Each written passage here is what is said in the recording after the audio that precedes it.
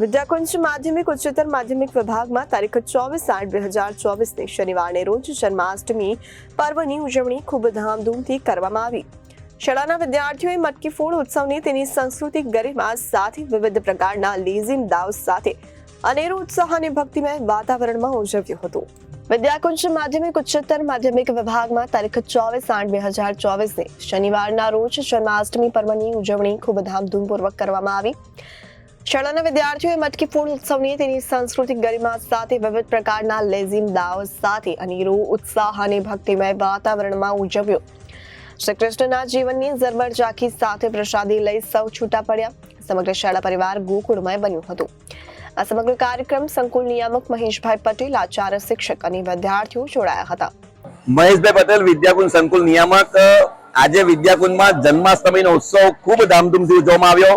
સાથે સાથે વીર નર્મદ આપણા સુરતના અને ગુજરાતના સપૂત ગુજરાતી સાહિત્યના વીર કહી શકાય એવા કવિ નર્મદની જન્મ જયંતિ છે, ત્યારે નર્મદને પણ યાદ કરીને એમના ગીતોની વંદના કરી, લેખન કર્યું। સાથે સાથે ખૂબ ઉત્સાહભર માહોલમાં અમારા બાળ મંદિર, માધ્યમિક, ઉચ્ચતર માધ્યમિક અને સાથે સાથે પ્રાથમિક વિભાગના બાળકોએ ખૂબ સરસ રીતે મટકી ફોડનો કાર્યક્રમ કર્યો અને ગોવિંદાઓ ખૂબ નાચ્યા। લેઝિમ દાવ કરીને પણ આજે વિદ્યાર્થીઓ ખૂબ આ દિવસને એન્જોય કર્યો અને જન્માષ્ટમી બધાને શુભકામના પાઠવી છે।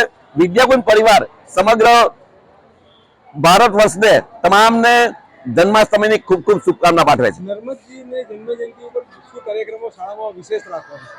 વીર નર્મદ જન્મ જયંતિ નિમિત્તે અમે 3 દિવસ પૂર્વેથી વિદ્યાર્થીઓને નર્મદના જીવન કવન, નર્મદના કાવ્યો, લેખન અને સાથે સાથે માતૃભાષાનો ગૌરવ માટે નિબંધ લેખનનું આયોજન 3 દિવસથી ચાલ્યું।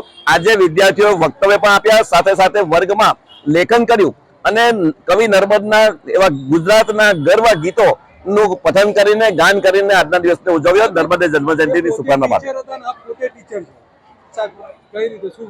નર્મદની ઊંચાઈ બહુ અલગ વાત છે, કારણ કે કોઈ એક માત્ર એવો કવિ છે કે જેની આગળ વીર એને લાગ્યું છે, બિરુદ મળ્યું છે વીરનું।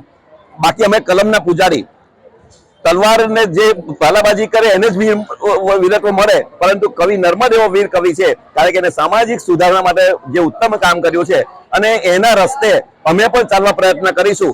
શિક્ષક તરીકે અમને ગર્વ હોય કે જ્યારે કવિ નર્મદ પણ શિક્ષક હતા અને અમે પણ શિક્ષક છે। નર્મદ યુનિવર્સિટી જ્યારે દક્ષિણ ગુજરાતમાં છે ત્યારે અમે સૌને શુભકામના પાઠવીએ છીએ। Reporter Arvind Rathod, Janadesh news, Surat.